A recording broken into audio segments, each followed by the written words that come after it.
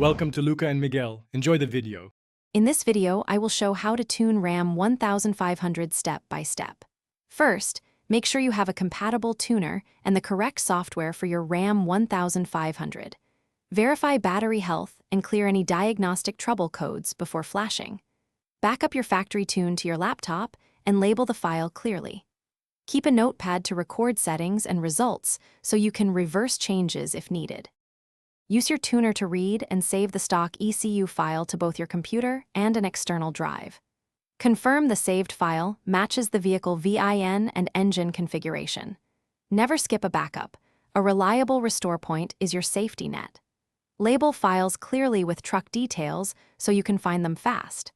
This prevents costly mistakes and ensures you can return to factory settings if a tune causes issues. Begin with small tweaks to fuel trims, timing, and idle settings while watching live data.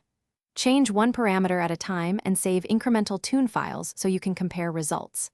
After each change, perform a short drive and review temperatures, knock counts, and fuel trims. If values stray outside safe ranges, revert to the previous file and reassess. Patience and methodical testing produce reliable gains without risking the engine. Thanks for watching and please subscribe. It's the best investment you'll ever make.